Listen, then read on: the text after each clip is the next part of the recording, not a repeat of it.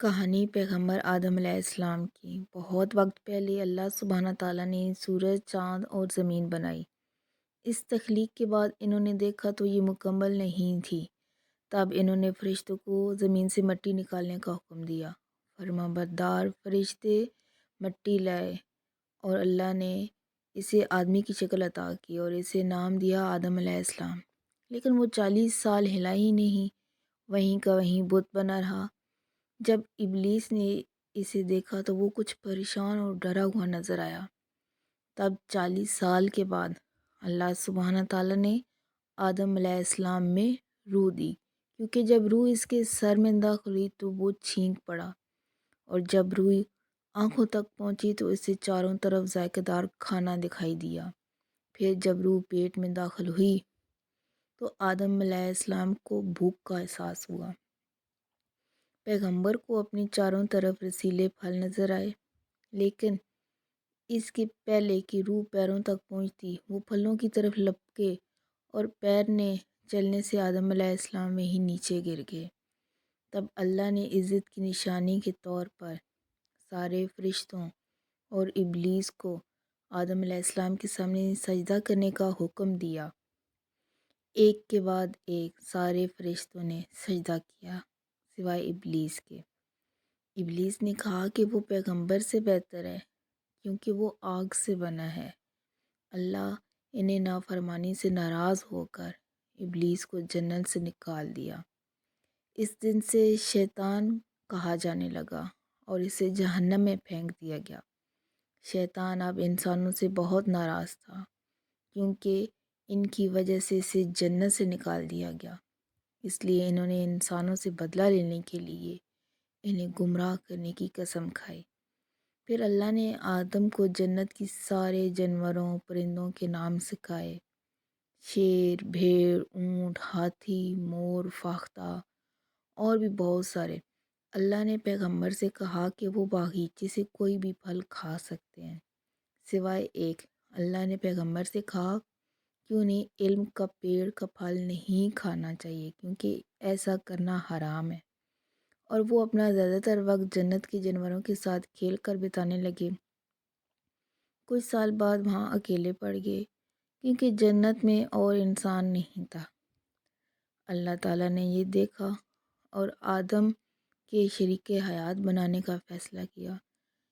اس رات جب پیغمبر سو رہے تھے تب اللہ نے پہلی عورت کی تخلیق کی۔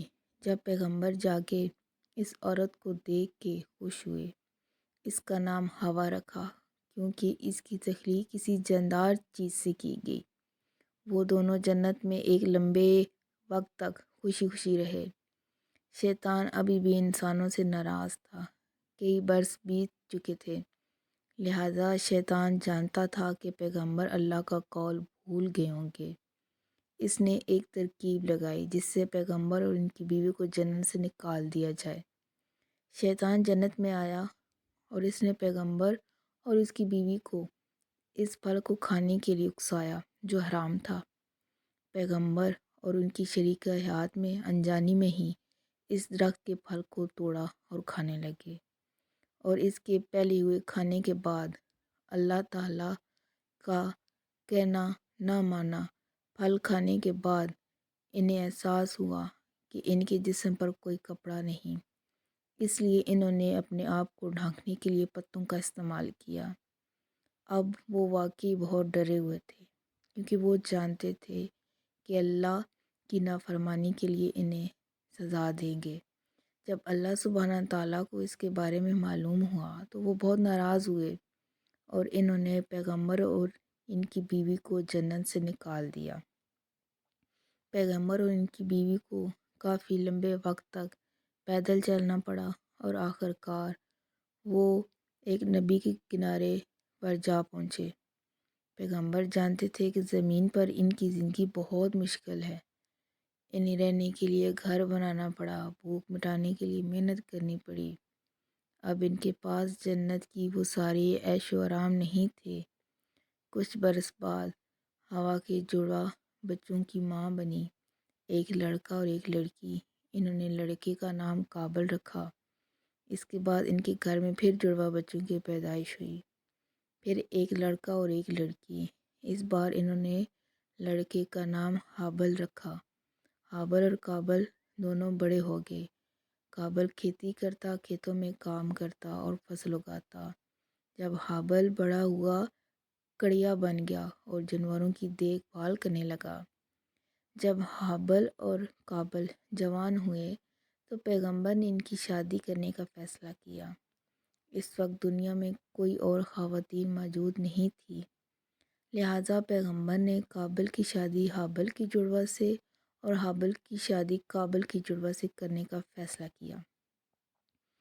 کابل کی جڑوا بہن خوبصورت تھی، جبکہ حابل کی بہن اتنی خوبصورت نہیں تھی، لہٰذا کابل بالکل بھی خوش نہیں تھا اور وہ اپنی ہی بہن سے شادی کرنا چاہتا تھا۔